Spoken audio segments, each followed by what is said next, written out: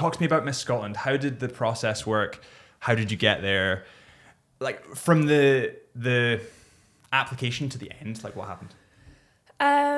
So I applied like back in 2020 before the pandemic had happened, and they ended up cancelling it that year. So you apply and then you have an interview. So Jan's the director of Miss Scotland, so you have an interview with her. And that's your manager, right? Yeah, she's now my management.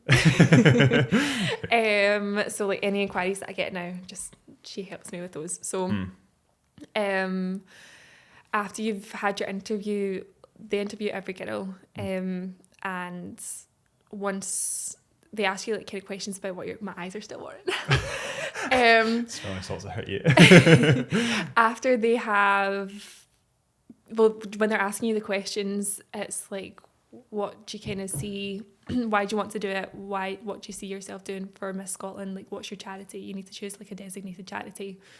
So I chose Miss MS Society for my cousin has MS. So after you've done all that, they then like decide who the finalists are.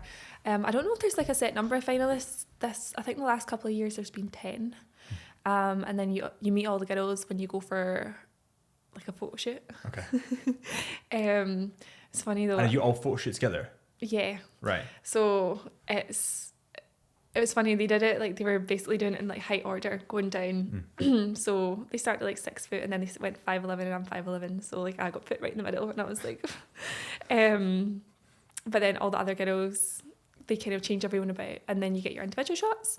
And then they give you kind of a rundown of what your challenges are, and each of the judges have like a challenge that they give you. And then it's like a point scheme. So each challenge you get a certain amount of points. You're like rated on your challenges before the night. And you've got like deadlines and stuff to do it. It's quite a lot when you're like juggling a full-time job as well. Right now it's in the middle of wedding season, so I was like hectic. But gotten done.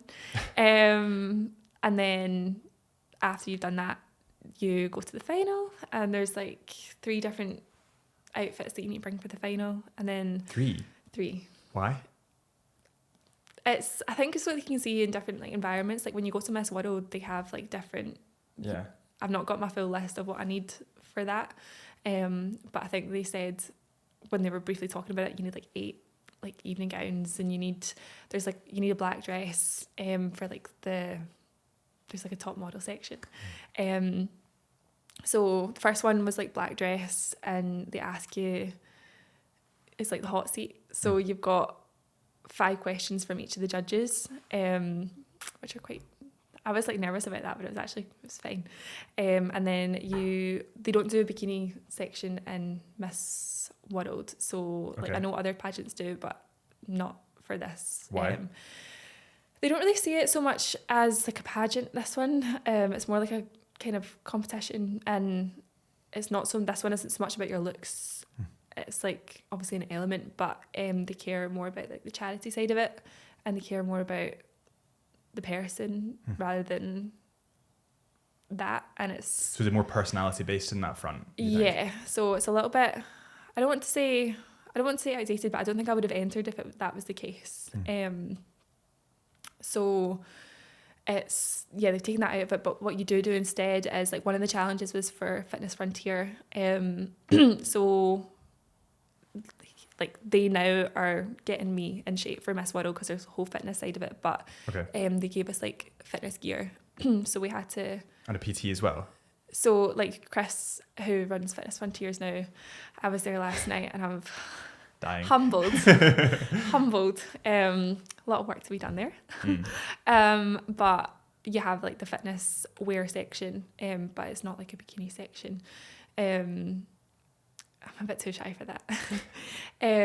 But then you have your evening wear one, and then they ask you like your final question of pretty much why do you think you'd be a good fit for Miss Scotland to go to Miss World. So, and then they deliberate, and you go up, and everyone is there in front of the judges, and they do like third, second, and then first. Yeah. But it's a good process. It's like nerve-wracking. Yeah. But they were amazing and all the girls were lovely. So Yeah. it wasn't, I thought it was going to be as scarier. Like Complaints for that the were coming through Instagram were wild. yeah. I was just like terrified. Like I didn't know what was, but it was all good. It was all good. I just didn't know kind of what to expect with it. And it's a lot with your job as well. Like you're juggling essentially two jobs, right? Pretty much. Like right now it's the height of wedding season, so I'm a wedding and events coordinator. So pretty much there's like kind of multiple 12-hour shifts in a week, whilst I'm also trying to juggle this and then like the charity side of it as well. It's quite a lot, but it's rewarding, but it's a lot.